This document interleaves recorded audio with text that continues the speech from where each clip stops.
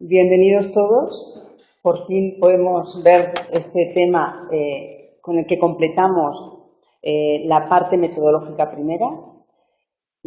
Es un tema en el que va a dar sentido los temas anteriores donde analizábamos los criterios, conceptos y métodos que utilizamos en la descripción clínica de las patologías.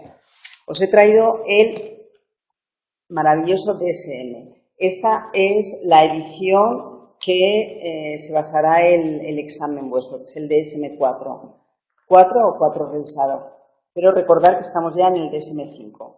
Bueno, en la primera sesión veíamos este diagrama donde os explicaba cómo veíamos y cómo realizábamos la actividad científica en el análisis de la psicopatología. Entonces, hoy vamos a trabajar con el diagnóstico en sí. ¿Dónde ubicaríais esa actividad dentro de este cuadro que estamos viendo estos días? O sea, el trabajar con el manual diagnóstico es una actividad a nivel teórico, a nivel experimental, a nivel técnico. ¿Perdona? Bien, efectivamente, estamos trabajando a nivel teórico porque tenemos ya descritas las dimensiones y la sintomatología que acompaña a cada una de las patologías. Pero, como veíamos el otro día, y esto sería el nivel teórico, tal y como está aquí definido, es como yo voy a diagnosticar. Pero el grupo clínico permanentemente está haciendo investigaciones para avalar todo este manual, con lo cual se hacen trabajos a nivel experimental. Para clasificar, utilizamos una habilidad que los niños ya empiezan a desarrollar a partir de los 3 años, que es poner en categorías. Los niños de 3 años, cuando ven un perro, da igual qué tipo de perro sea, y hay muchos de ellos muy distintos, entre un chihuahua muy pequeñito a un perro mastín, que son grandes, pues a lo mejor podría haber confusión, y sin embargo el niño lo sabe identificar porque tenemos la habilidad para recoger en categorías cosas que comparten similitudes. Entonces, esto lo que nos permite es economizar cognitivamente, asignando categorías superiores a rasgos comunes en determinadas cosas. Entonces, cuando nosotros hacemos una clasificación, lo que estamos es ordenando en categorías rasgos que vemos comunes. Entonces, el diagnóstico será la asignación de características a una forma de comportarse de una persona que está estructurada en una categoría. Y luego, como palabras que se van a ir repitiendo en el manual y que conviene estar familiarizados, taxonomía es el estudio sistemático, en este caso, de las patologías, pero puede ser de cualquier área científica. Y nosología es un sistema de clasificación, pero referido exclusivamente a enfermedades y trastornos. Dentro de lo que va a ser la forma de clasificar, podemos distinguir 3 tipos. De un lado estaría una clasificación jerárquica, que son el diagrama que yo os he puesto antes, es un diagrama de flujo donde en una jerarquía se da por hecho que en la posición superior está la dominante frente a secundarias que están más abajo. Una clasificación horizontal significa que tenemos distintos tipos de evaluación que vamos a hacer de forma independiente, pero que luego vamos a aglutinar toda esa información para dar una opinión final. Cuando diagnosticamos con este manual, lo vamos a hacer mediante un análisis multiaxial, porque analizaremos distintos aspectos del sujeto. Y por último hay un análisis, una clasificación circular, que es muy interesante porque establece en una circunferencia los distintos conceptos que por proximidad están relacionados y por yuxtaposición son contrarios. Entonces tiene mucha potencia interpretativa. Vamos a ver, este sería el registro multiaxial del DSM-4. Entonces, aquí vemos cómo en los tres primeros ejes vamos a utilizar aspectos categoriales. Entonces, el primer eje serán trastornos clínicos. Trastornos clínicos es como en una gripe, es algo que es pasajero en una persona. Entonces, lo identificaremos como una categoría.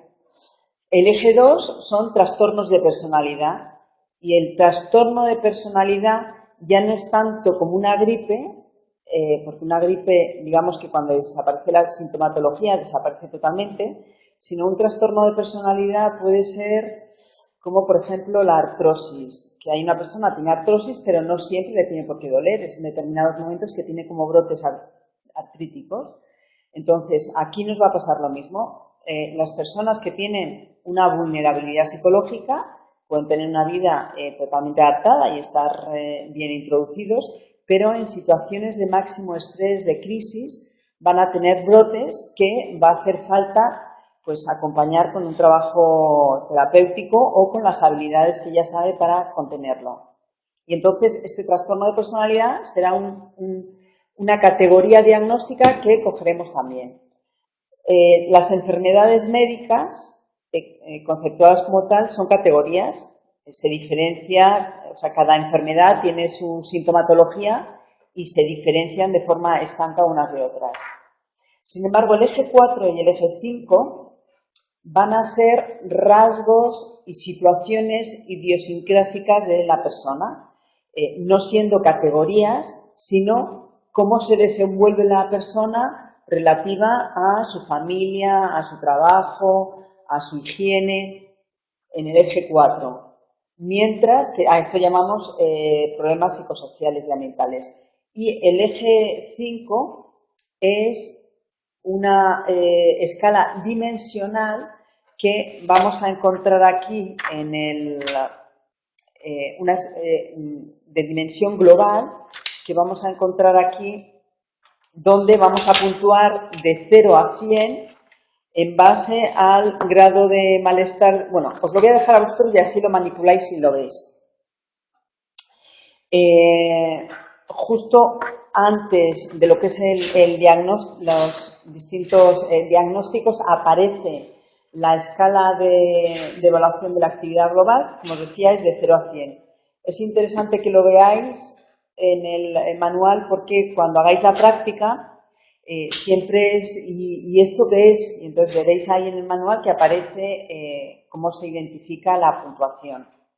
Entonces, esta forma de diagnosticar utilizamos categorías y utilizamos dimensiones.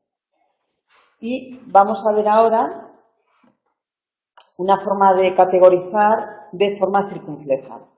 Entonces, esto está sacado del manual de Milon. Este no viene en el libro que tenéis. Este es del manual interpretativo del Milon. Es un manual para detectar sintomatología en la persona y ver qué rasgos de personalidad pueden estar favoreciendo esa sintomatología.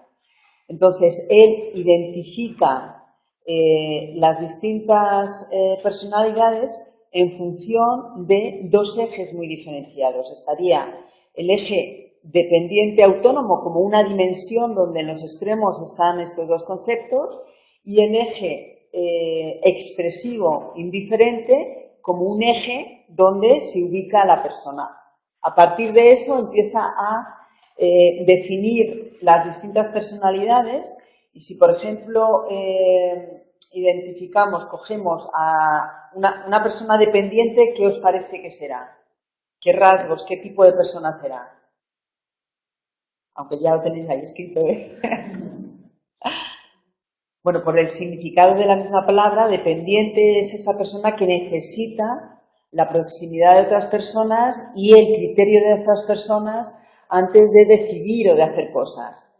Frente al dependiente estará la persona totalmente autónoma. ¿Qué significa una persona autónoma? Que por sí misma decide y hace todas las cosas. Entonces, como ejemplo de autónomo, tenemos a una persona antisocial, que su criterio es el que considera que prevalece por encima de la norma. Entonces, hace lo que él quiere, porque la norma no tiene por qué él obligarle, él tiene su propio criterio. Entonces, el antisocial está en justa posición del sujeto dependiente, del sujeto, por ejemplo, también autodestructivo. Entonces, como veis, esta clasificación es muy potente porque identifica los distintos perfiles asignándoles una ubicación en relación al resto de las posibilidades. Bueno, entonces, para clasificar en psicopatología veíamos cómo son dimensiones categoriales lo que se establecen, que luego tienen, por supuesto, un aspecto cuantitativo en grado a la gravedad del caso. Pero los rasgos que definen una categoría va a ser absolutamente cualitativa en base a las características de la conducta del sujeto. En cuanto a la identificación dimensional, que lo que nos vamos a fijar es solamente en qué proporción representa ese rasgo, digamos que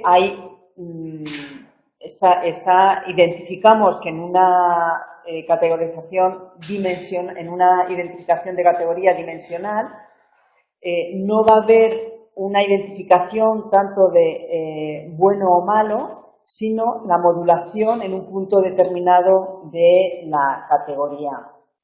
En este caso, la representación es multifactorial, porque en la categorial o estás dentro de la categoría o estás fuera, o sea, o tienes una depresión, un trastorno de depresión mayor o no lo tienes. Mientras que la categoría dimensional, al ser cualitativa, es multifactorial porque se supone que está en un continuo donde influyen distintos factores. Y luego hay situaciones híbridas, como la que hemos visto ahora con el diagnóstico multiaxial del DSM, donde atendemos tanto a la categoría como a la dimensión. Entonces, para utilizar una u otra forma de categorizar, pues hay aspectos a favor y aspectos en contra. Como veréis, al no haber metido el documento en PDF se ha movido el dibujo, pero en una evaluación categorial, como rasgos positivos, vamos a tener el que nos va a permitir utilizar nomenclaturas que vamos a compartir con otros profesionales, entendiendo de lo que hablamos y compartiendo los criterios diagnósticos. Entonces, para investigaciones, para organizaciones institucionales es muy importante.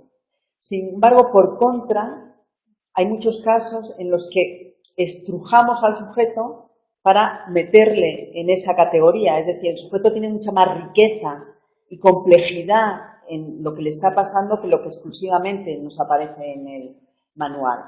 Entonces, digamos que hay muy pocas categorías identificables y luego hay un cajón desastre muy grande de todas aquellas individualidades que no encajan dentro de las categorías categoriales.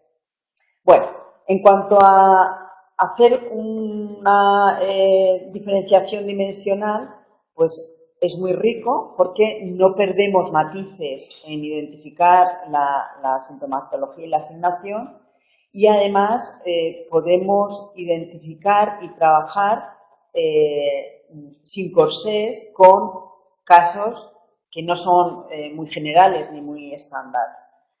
En todo caso, aquí en las categorías dimensionales lo que nos permite es ver el trastorno como un malestar en un continuo, con lo cual no es lo que os decía antes de la persona está bien o está mal, sino que está en un punto determinado. Y como rasgo negativo sería cómo determinamos qué dimensiones son las que identifican el malestar de la persona, porque esas dimensiones no estarán compartidas con otro profesional y a lo mejor yo cuando estoy dando información el otro profesional no entiende exactamente a qué me estoy refiriendo. Entonces, como veis, tanto una como otra tienen sus aspectos positivos y sus aspectos negativos. Como rasgos dimensionales, os traigo el esquema de Eysenck, que es un esquema muy sencillo, muy parsimonioso. Es muy sencillo y tiene una capacidad explicativa muy potente, donde él identifica dos dimensiones independientes, que es la introversión-extroversión, neuroticismo, estabilidad emocional. ¿Qué es la introversión?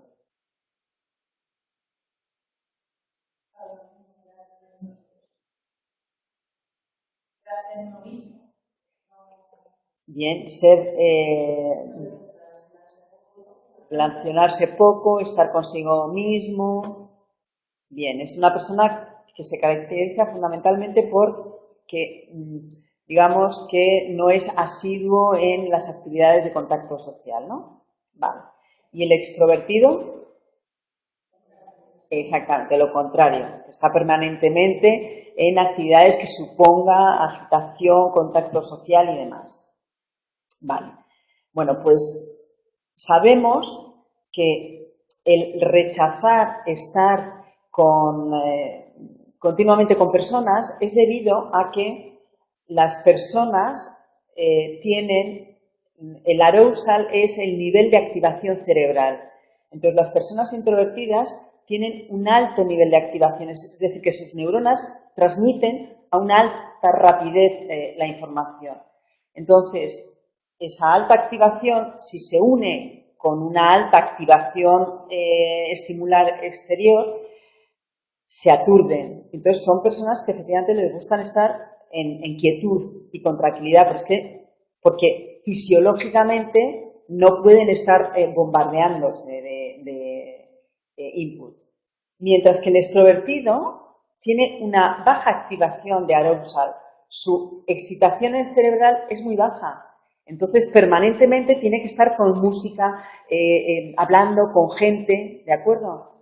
Entonces, en esta dimensión de introversión-extroversión, ¿qué creéis que es peor? ¿Estar en el extremo de introversión o de extroversión? Ambos. Bien. ¿Por qué?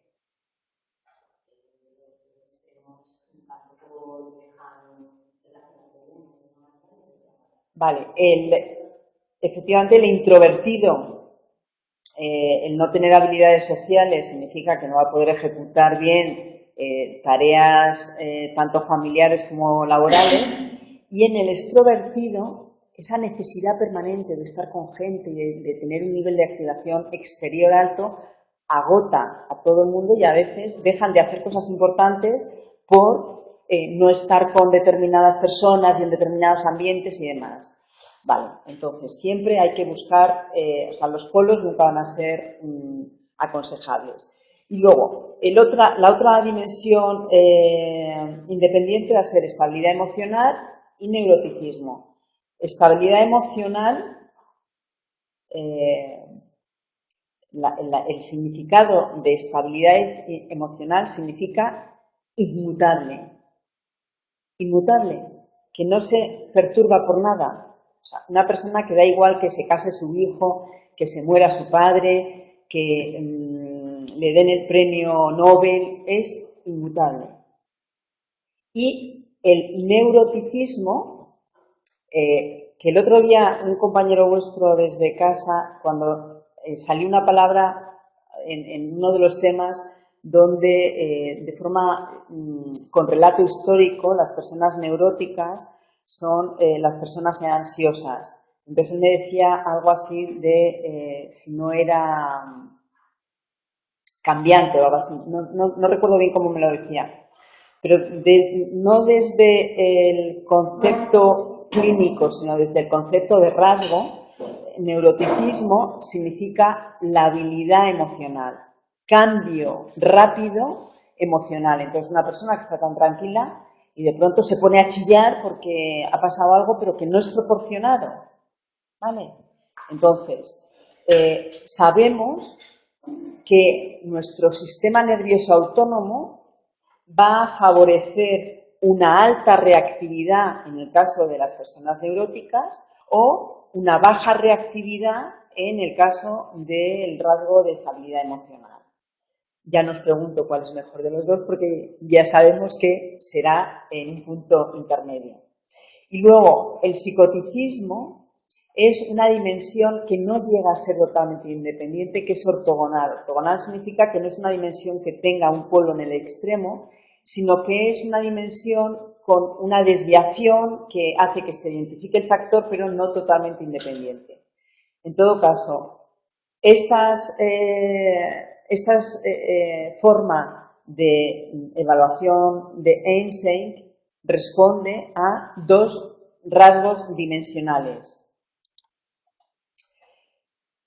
Dentro de lo que son las técnicas estadísticas, también veíamos un poco el otro día y ahora vamos a recordar cómo para trabajar en psicopatología, por un lado, vamos a buscar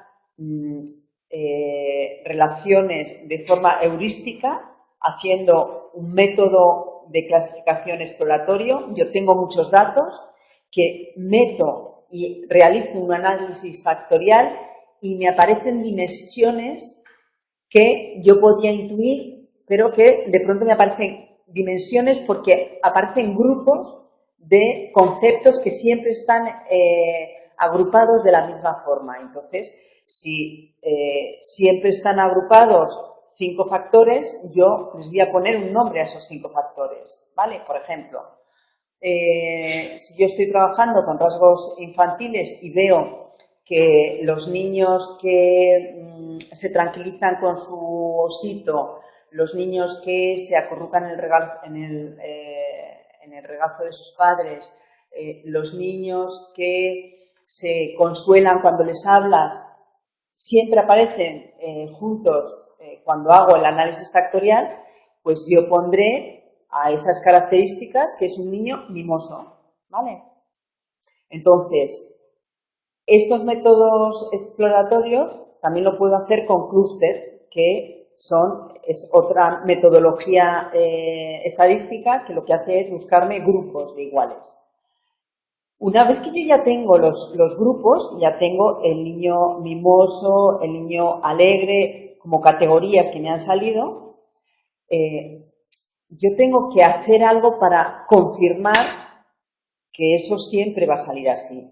Y entonces hago un análisis estadístico para confirmar que esas categorías que me han salido son replicables. Y entonces yo lo que hago es hacer una regresión múltiple donde yo confirmo con los datos que he obtenido que esas categorías vuelven a salir, ¿vale?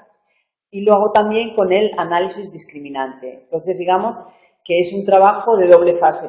Primero mirar qué categorías salen y luego confirmar que esas categorías salen siempre como categorías diferenciadas. Dentro de lo que es el diagnóstico en psicopatología, que aquí ya nos metemos de lleno en lo que a vosotros os gusta, que es identificar las patologías, vemos que existen dos manuales diferenciados. Uno es el DSM, que lo edita el APA, es americana, y el otro es el CIE, que está patrocinado por la Organización Mundial de la Salud y comparten, o sea, tienden a trabajar, a buscar afinidades, pero hay ligeras diferencias. La diferencia más importante es que el DSM tiene copyright, hay que pagarlo, son 170 €, mientras que la CIE es gratuito, no cuesta nada. Entonces, nos vamos a centrar en el DSM y vamos a ver por qué sale el manual diagnóstico. Y sale fundamentalmente porque en la Segunda Guerra Mundial, el año 1940-45, claro, las personas cuando van a la guerra están sometidos a situaciones de alta tensión. ¿Y qué es lo que pasa? Que eso es el caldo de cultivo para que una vulnerabilidad en la estructura de personalidad hace que salga un trastorno mental. Entonces, lo que más identificaban eran trastornos agudos, es decir, un brote de una reacción problemática, problemas psicosomáticos, es decir, problemas físicos, de dolencias físicas o incluso malestar físico, pero que no respondía a ninguna alteración médica, no era ninguna alteración orgánica. Entonces, veían que tenía que haber algo psicológico detrás de ese problema. Y luego, por supuesto, los trastornos de personalidad que aparecían. Entonces, se juntaron un grupo de expertos y dentro de lo que es el análisis teórico solamente, empezaron a trabajar con la identificación y descripción de las distintas patologías, anteponiendo el que no tuviera ningún condicionante teórico, es decir, estos profesionales podían venir desde distintos modelos teóricos, acordaros, podían venir del cognitivo-conductual, del modelo psicodinámico, del modelo sistémico, daba igual. No aparecería esa diferenciación dentro del manual.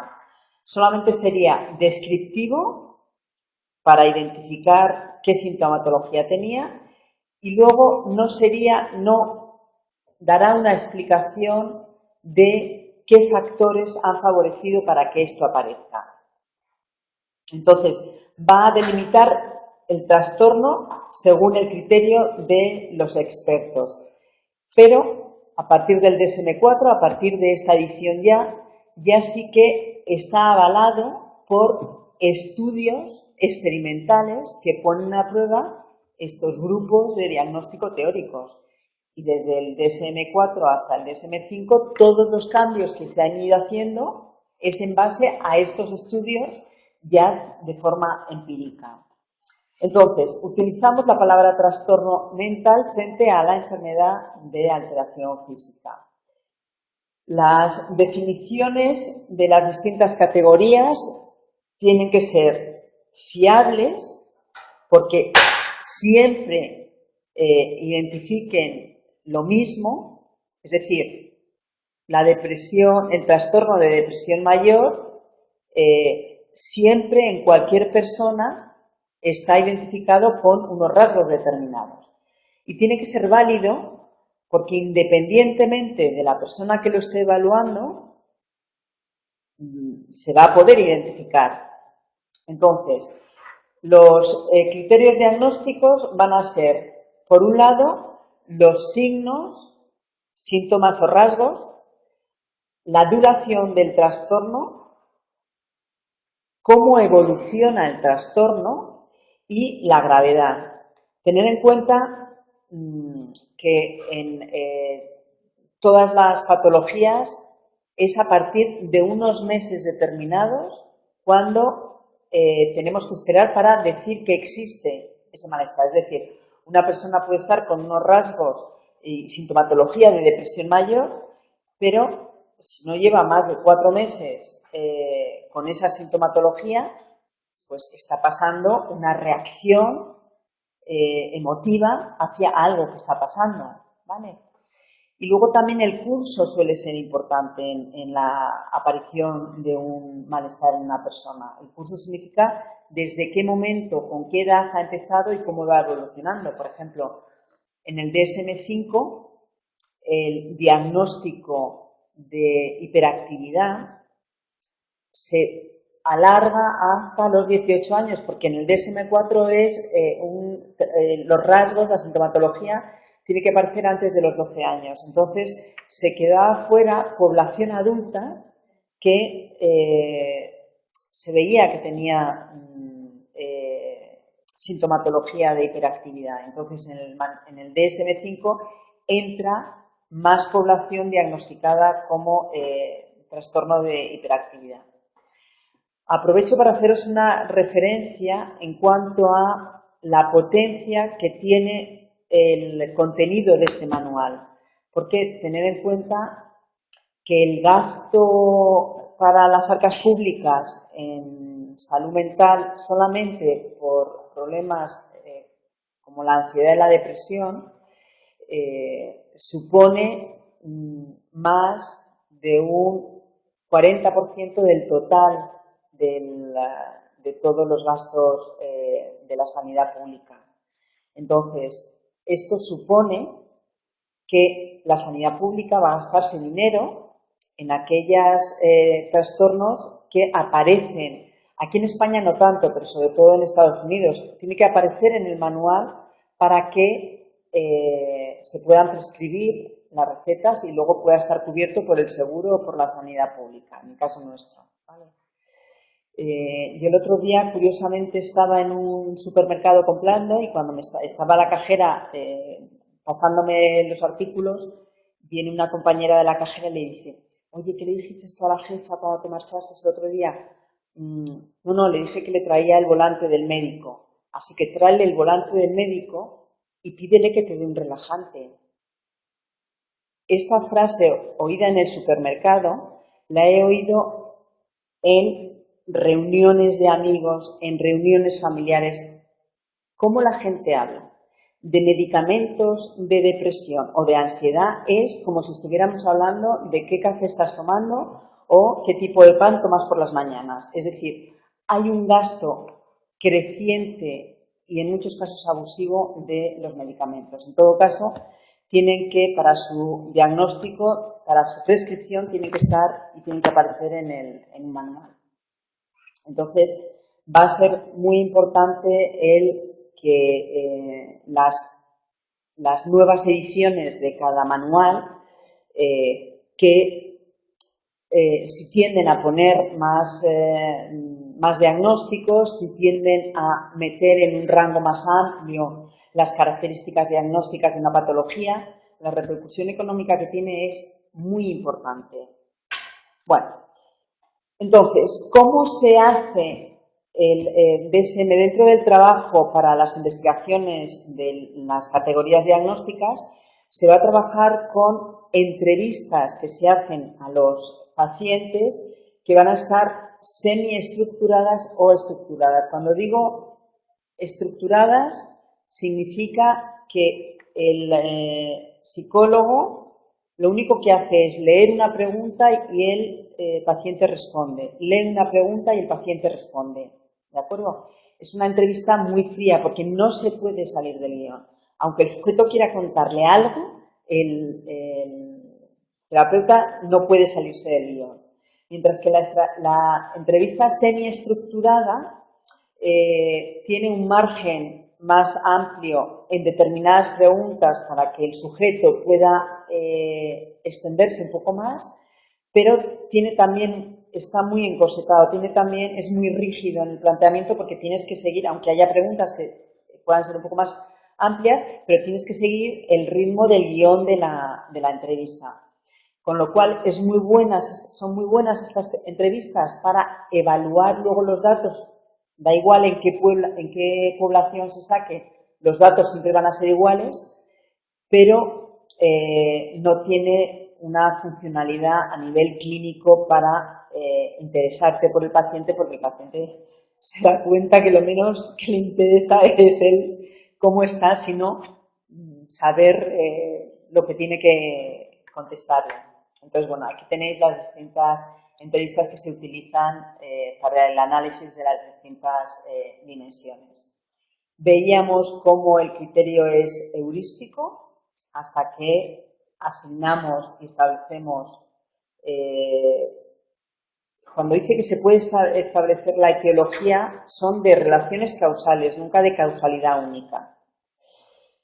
Y el manual se basa en una clasificación jerárquica, es decir, de mayor gravedad a menor gravedad, y en la parsimonia, en que con pocos datos demos explicación conceptualmente a un abanico muy grande de casos. Entonces, vamos a ver aquí, dentro de la jerarquía, vamos a ver las patologías que tienen de mayor gravedad a menor gravedad. Una patología orgánica, ¿cuál será? ¿Perdona?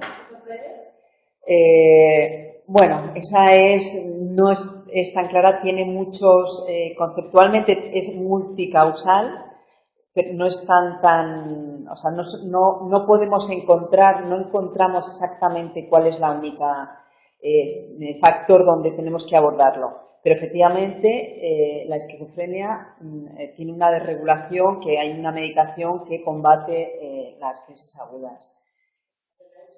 Las demencias, efectivamente. Y las demencias no las podemos abordar porque no podemos abrir el cerebro, limpiar lo que está sucio, cambiarlo. Entonces, efectivamente. Entonces, digamos que una dolencia orgánica va a ser la que tiene más gravedad porque es algo que no es funcional en el sujeto. Los trastornos psicóticos. Será en gravedad lo siguiente. ¿Qué significa psicoticismo? No os preocupéis porque solamente el que penséis en ello va a hacer que lo enganchéis luego cuando vayáis sabiendo.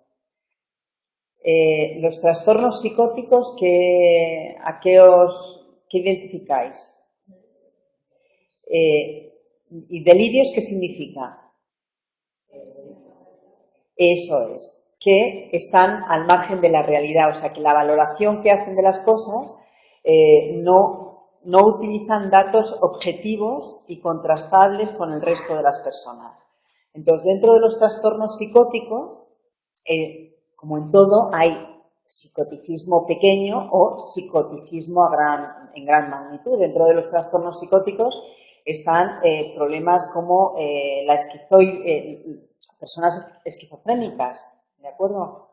Entonces, psicoticismo en poca escala sería esas personas que siempre consideran que todo lo que pasa es autorreferencial. Si pasa algo es porque están pendientes de ellos o los demás le han hecho, le han quitado, le han puesto.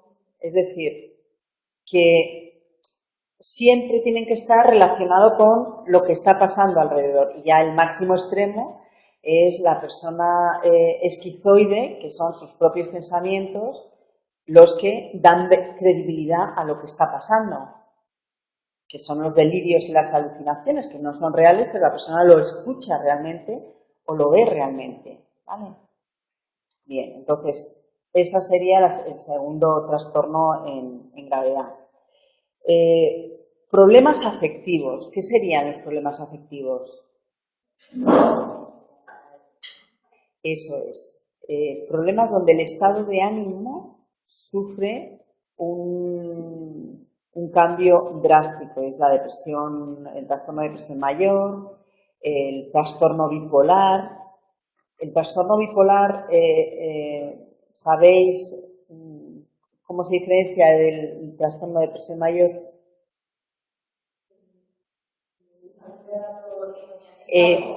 Eso es, porque cambia de un estado de ánimo muy, muy abatido que no puede hacer nada a un estado de ánimo eufórico que se va a comer el mundo, que se va a comprar 2 casas, en fin. Bien. Bueno, problemas de ansiedad sería el siguiente grupo de trastornos en gravedad. ¿Qué tipo de trastornos pueden estar relacionados con la ansiedad? O sea, cuando estáis con alguien que está que siempre está muy, muy nervioso porque hay algo que le agobia mucho, ¿eh? Sí, pero ¿por qué motivo suele ser? Bueno, por ejemplo, las fobias, personas que les da ansiedad hablar en público o ansiedad en espacios abiertos, es decir, hay distintos grupos de sintomatología ansiosa.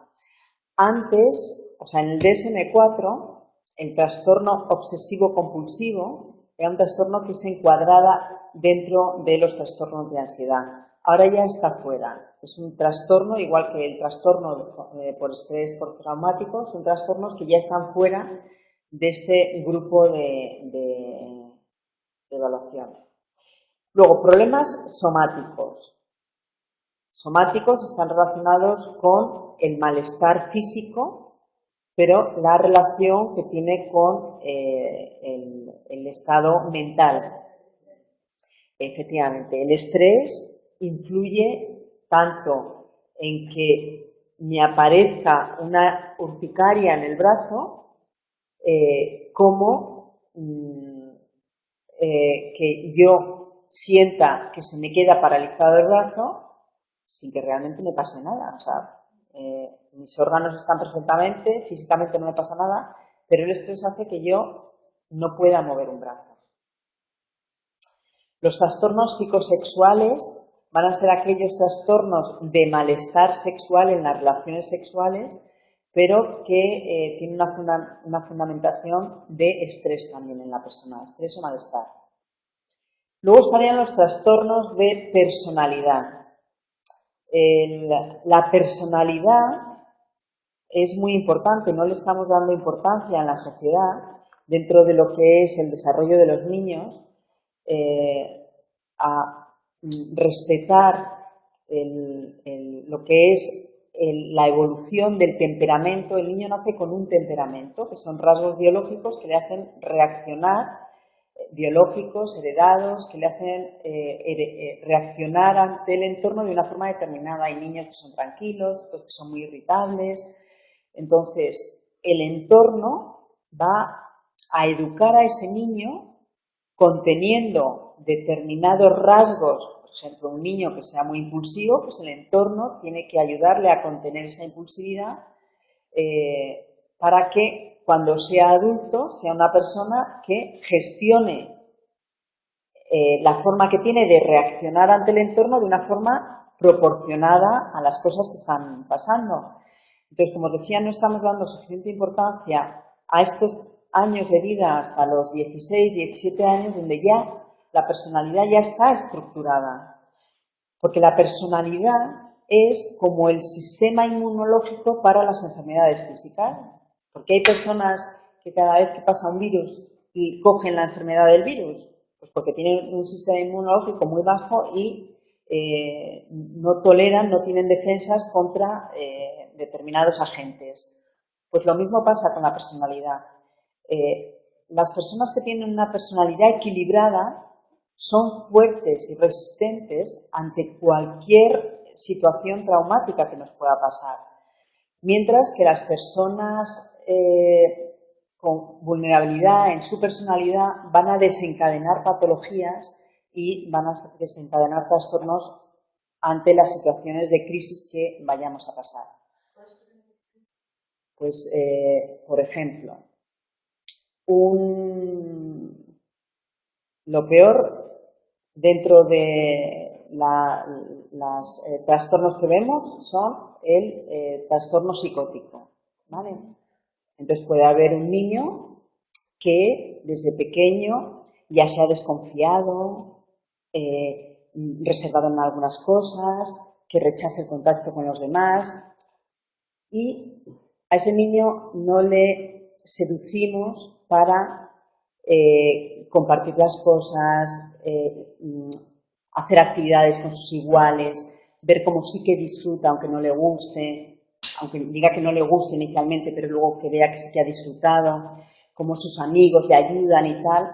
Entonces, este niño que el entorno le ayuda a sociabilizarse, cuando sea adulto y de pronto haya una situación traumática, pues como el último atentado que hubo en Barcelona, pues esa situación, os imaginaros, es una situación tan desgarradora que hace que esa tensión te descoloque toda tu estructura mental, ¿vale? Entonces, si ese niño que tenía esos rasgos de aislamiento, de desconfiado, no se le sociabiliza bien, de adulto, ante una situación traumática, probablemente más prolongada o mal atendida en el momento del suceso, puede desencadenar un proceso esquizoide. O sea, ante esa situación de tensión tan desgarradora, puede de pronto generar un brote esquizoide, ¿vale?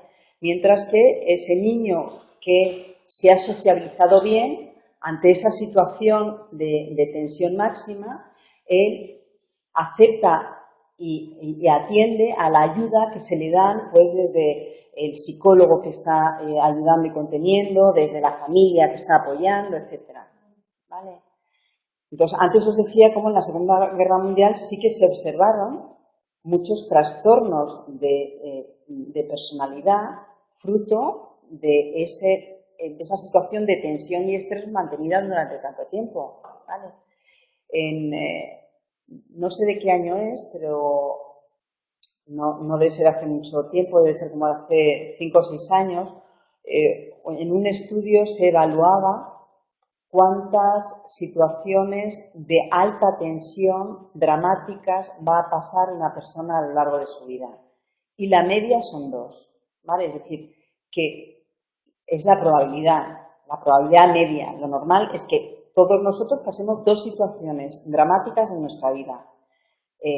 Habrá gente que no pase ninguna y otro que pase 4, pero la media son 2. Entonces, en esas situaciones dramáticas, si nuestra estructura de personalidad es equilibrada, lo afrontaremos con el dolor que corresponde y con el sufrimiento que corresponde, pero no nos desbaratará nuestra forma de reaccionar y de relacionarnos con los demás. ¿De acuerdo?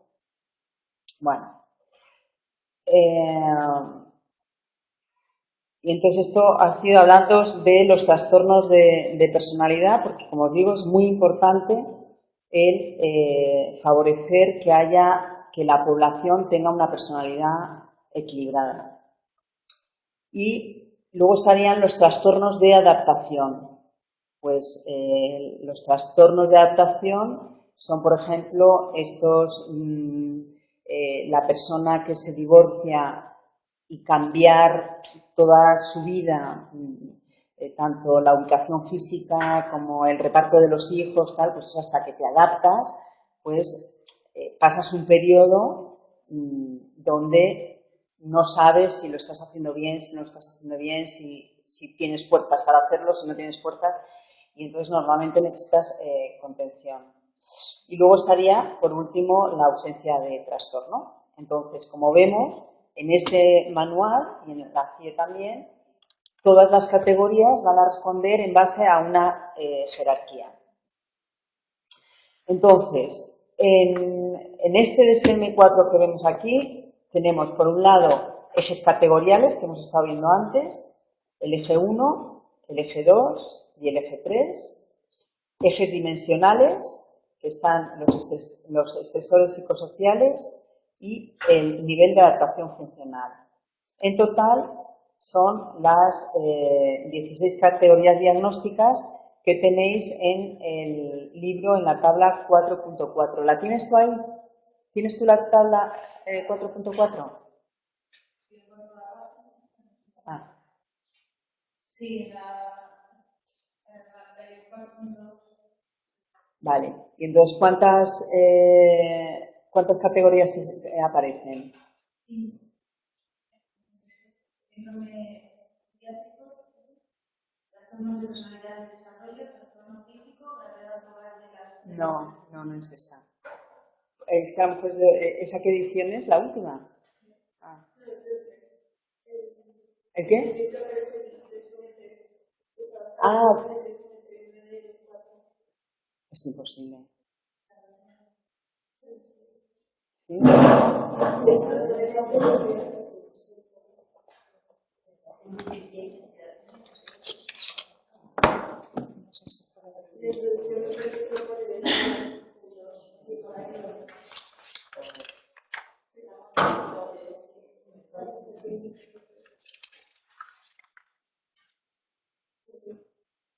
No, están aquí el DSM-4, sí que aparecen en el DSM-4, sí.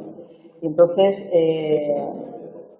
aparecen en grupos y se encuadran dentro de la infancia o la adolescencia, porque, como veíamos antes, hacen una diferenciación entre el curso de cómo aparece la sintomatología, y entonces en base a eso va a haber una serie de trastornos que aparecen en la infancia y en la adolescencia.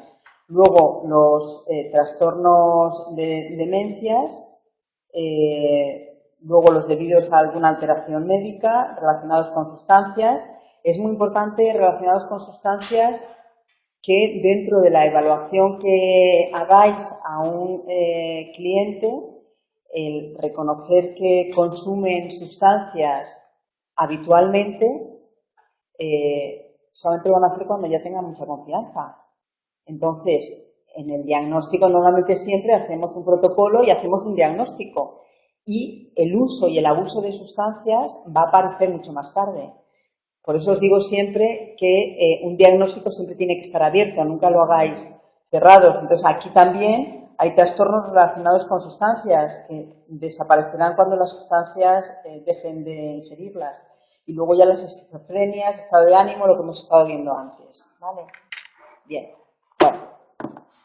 Entonces, estas categorías, a mí lo que me interesa en clase es hablaros, gracias, de la nomenclatura que va apareciendo para que cuando lo leáis no os suene raro y que estéis familiarizados con la distinta nomenclatura que aparece.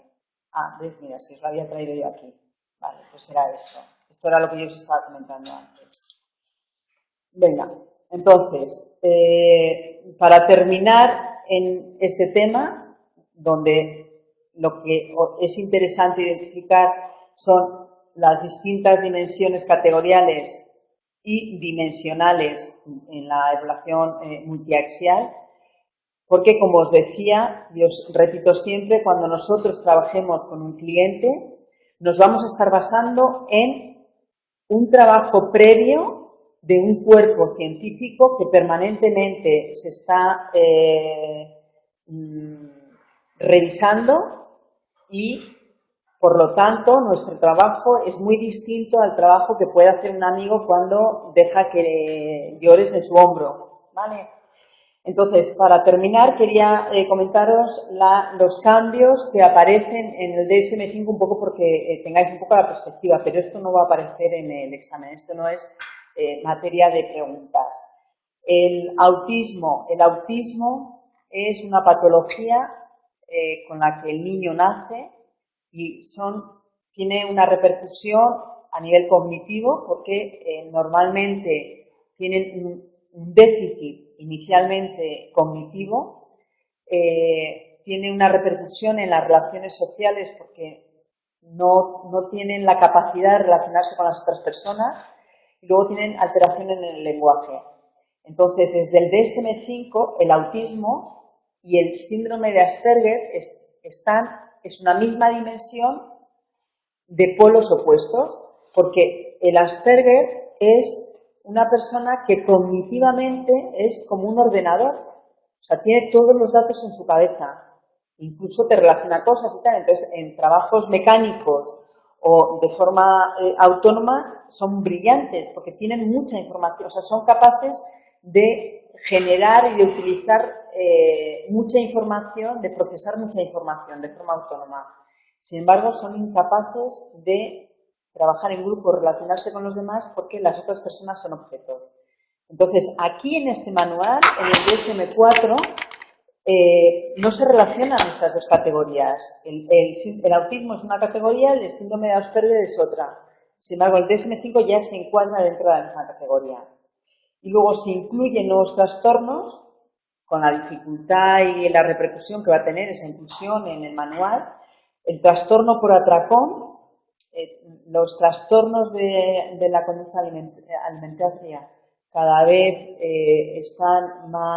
tienen más incidencia en la población y se quiere separar el trastorno por atracón como un trastorno de la ingesta de forma impulsiva, pero sin que se pueda relacionar con la bulimia, que es otro trastorno, digamos, más complejo. Y luego el trastorno de escoriación, que es pues este rascado compulsivo que hace que pues llegues a ulcerar la piel, y el trastorno por acaparamiento, que es un trastorno relacionado con síntomas de obsesivo-compulsivo, pero bueno, que las personas no pueden como desprenderse de las cosas, entonces guardan porque sufren y no pueden desprenderse de las cosas.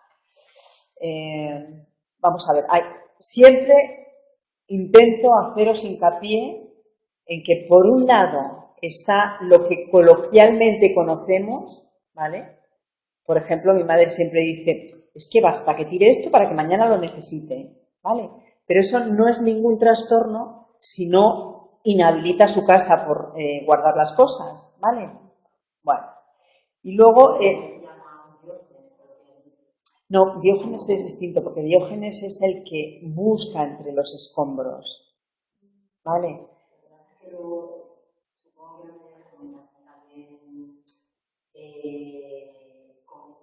Sí. Cuando te hablan de alguna así,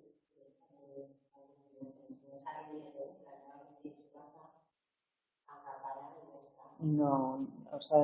Quiero decir, a nivel Sí, de todas formas esto, vamos a ver, los medios de comunicación lo que les interesa es vender noticias, entonces siempre lo que harán es poner como estereotipos que resulten así un poco con cierto interés y bueno, o sea que es importante también luchar contra los medios de comunicación, ¿vale?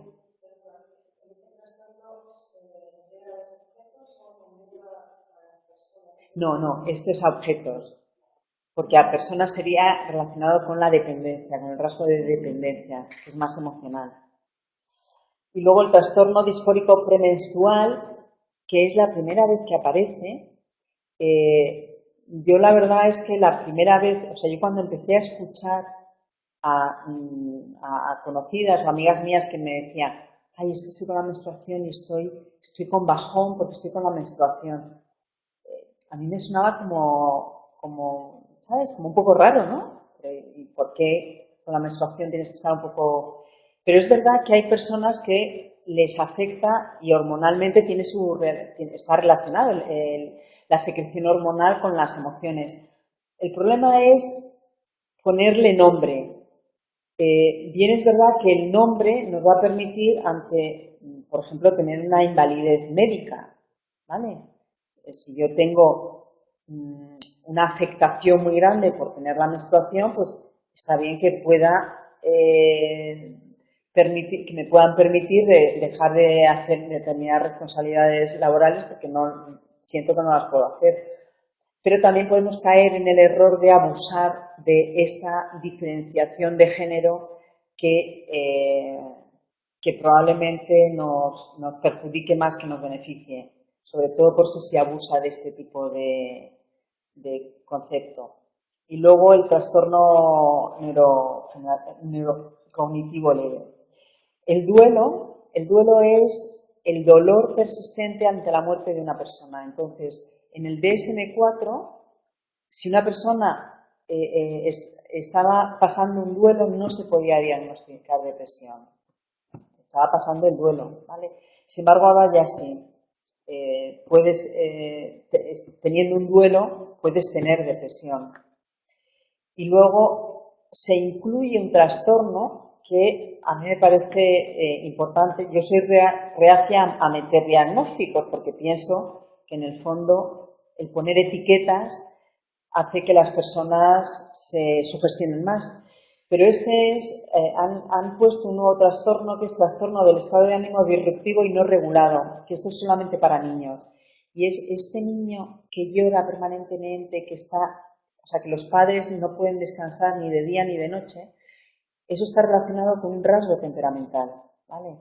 Entonces, que se acepte que es verdad, o sea, es que hay niños que son muy duros en la crianza. Entonces, estos niños necesitan mayor atención y contención del entorno para ayudar a los padres a sacarles adelante. Y dado que son rasgos de temperamento que terminarán siendo rasgos de personalidad, conviene que lo cuidemos y lo modulemos. Bueno, y con esto damos por concluido el manual diagnóstico. Muchas gracias a todos.